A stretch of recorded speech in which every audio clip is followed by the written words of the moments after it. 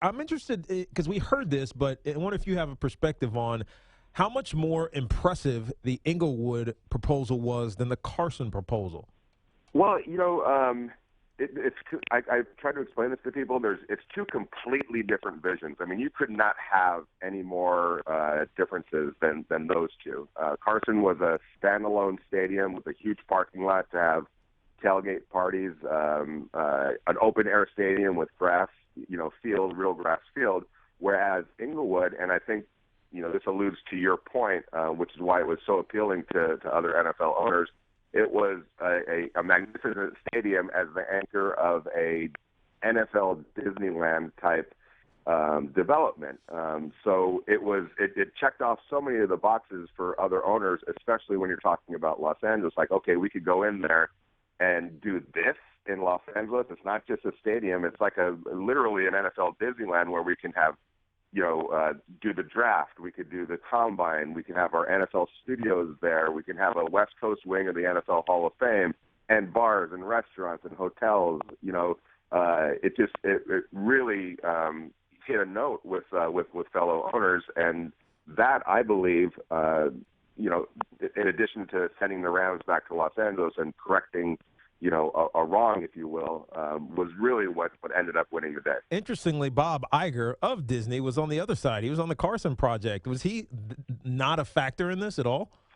You hate to say that the chairman of Disney was a non-factor. I think that I just think that he was on the project that was well behind from the very beginning and never quite made up that ground. Now, granted, they made up enough ground to put Dean Spanos, the owner of the Chargers, in position to have a guaranteed spot in Los Angeles. And he began this process without that, and now he ends it with it. So for even though it didn't win, it served its purpose. It served its purpose to get Dean protected. It served its purpose to get Mark Davis a little bit of money and potentially a spot in Los Angeles. So, but as far as Bob Iger, yeah, he just didn't. It didn't make the difference. It made some difference, but it didn't make the difference. And they needed it to make the difference. Yeah, we're talking to Vincent Bonsignore, L.A. Daily News, Tiki, and Tierney, CBS Sports Radio. You mentioned the Chargers and Spanos, and we all know there's been a large amount of acrimony, very contentious negotiations between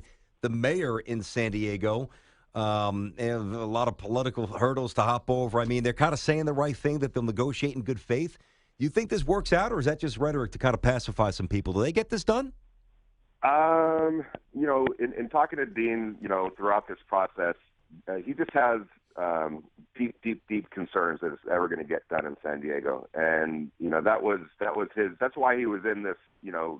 Put his name in or threw his name into this hat, simply because he didn't feel it would ever get done in San Diego. I don't see that how that has changed, how that opinion has changed. Now there's backup and contingency plans that he was accounting for throughout in San Diego, and if any of those, can spring to life quickly, perhaps it could still work out in San Diego. But I think his best bet is to go ahead and sign off on the guarantee that he has, in Los Angeles, because if he doesn't, that opportunity is never going to be there again. It will automatically go to the Raiders, and he will have lost that spot, and still face uncertainty in San Diego. So Yeah. It'll be interesting the next couple of days, because it's going to happen relatively quick whether they, to decide whether they're going to take him up on the offer or not. Vincent, we have a little bit less than a minute here. Your gut is then that San Diego goes to Los Angeles with the Rams. What is your gut, and what the hell happens to the Raiders?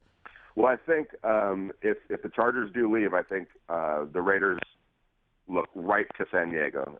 That's a market that they are really enamored with. It's a market that they believe they can dominate. There's a lot of Raiders fans in Southern California. They would be pulling from Riverside, Orange County, Los Angeles, San Diego. I think that's a home run for them.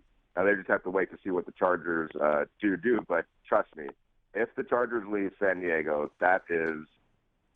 it's 1B at the very least with Oakland as a market that the Raiders are going to focus on.